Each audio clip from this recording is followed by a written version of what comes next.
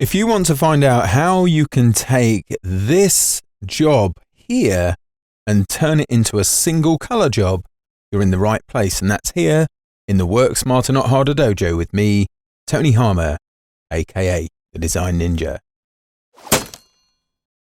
Okay, so single color jobs, not as rare as you might think. They are not as common as they once were because full color printing has become much cheaper in recent years. But there are still places where you need to turn out a single color job. Political parties quite often do this, and health agencies do this as well because it keeps costs down. So how do you do it?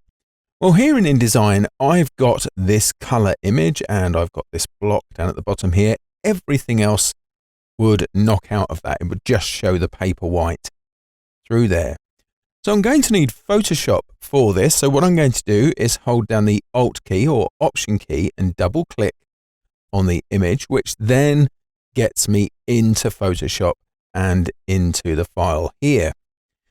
So to prepare this to be black and white, we actually need to do a little bit of tuning first. So we use the black and white function, which is Shift Option Command or Shift Alt Control B. And if you've got a spare elbow, you could perhaps hit another piece of the keyboard. Who knows? Anyway, this is what you'll get. And this allows you to tune the colors. Now, if I turn off preview, you can see we've got a lot of green here that we don't actually really need. We could knock that, make it very bright here. We've got all of the fab reds in her hair and skin, of course. We'll need all of those. I'm going to turn preview on again, which you can also do, by the way, or should be able to do by tapping the P key on your keyboard. So let's go ahead and get rid of some of those greens first, or at least neutralize them to some degree. So I'm just increasing their brightness. Just there, perfect, that's working. Now I'm going to deepen just a shade some of the reds and some of the yellows here, but just bear in mind, actually I might take the yellows up a bit because yellow is a component of the green background. I could also lighten off the blues, which again are present in the background like so, but deepen the magentas. Your image, of course, will be different, so you will just have to tune depending to what works for you. But here, I think that looks pretty good, so I'm going to hit OK. And then I'm going to convert this to grayscale. Photoshop will use any values that it finds for grey straight away, so we can just go ahead and choose Mode Grayscale just there and discard that color information. And then I'm going to go back up to the image menu and switch the mode again to bitmap. So this turns this essentially into pixels that are either on or off. They're either black or white. I'm going to allow it to flatten the layers here. Then I can set up my output. Now for this one, because it's photographic, it doesn't need to be really at 600 ppi. So I'm going to drop this down to 300. But if it was line art, then it could be even as high as 1200 or 1500, but always consult with your printer. I'm going to use diffusion dither here, which is the default, although other methods are available if you want to use those. They all yield a slightly different result, or wildly in a couple of cases. And I'll hit OK, and that's it. I can see that I now have a bitmap image.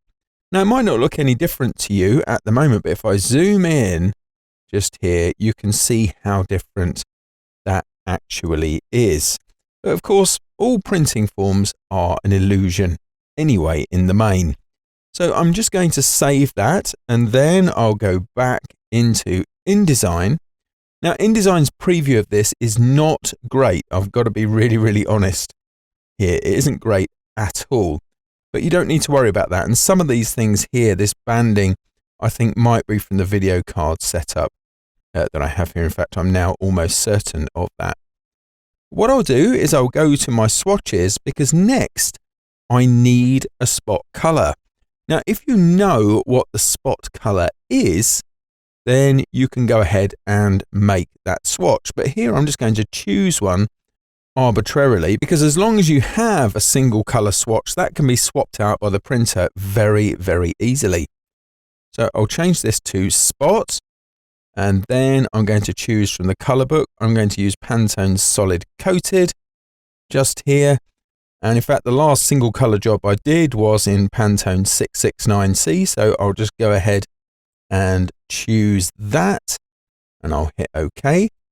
Now, immediately what's happened here is that this has been applied to the frame. So I'm just going to set that to none by tapping the slash key on my keyboard. Just have a quick look at your toolbox here to make sure that's in front. I then need to select the content, which I've now done by clicking on the content grabber. And when I click on the color swatch, that color is applied to the image. Because it's a single color job, I need to also do this down at the bottom here. And then I'd export this as a PDF for print. Now you might also get a little bit of mileage here by changing your view here for the screen mode or the display performance to high quality display, but you can see mine is already set at that. It isn't really getting me a good preview until I zoom way in. But I would then export this as a PDF. So let's go ahead and do that. Command E, Control E, and I'll just call this Flyer Demo 1 because I did one earlier. And I'm going to use PDF X just here and hit Export. And then I can go ahead and open that up in Acrobat. And here it is. There we go. That's what that actually looks like as a single color job, but we still need to check it before we actually pass it off for printing. So I'm going to go to my tools here over on the side, and I'm going to search separations like so. In fact, even if I get as far as separ, you can see just there I've got output preview. So I'm going to do that, and then from here what I can do is turn off the process plates. Okay, if I do that and it looks like this, it will switch to black and white, okay, while it's showing you this, because it's only showing you a plate, then I know that's good. If I was to switch that off and anything here disappeared, then I've got a problem and I would need to check it. But you can see here that by switching off the plates individually as well, okay, it's going to show me different previews, but there shouldn't be anything on the process plates at all. And that's it. That's how you create a single color job much, much cheaper, okay, in InDesign and Photoshop. And I'll see you next time here in the Work Smarter Not Harder dojo. See ya.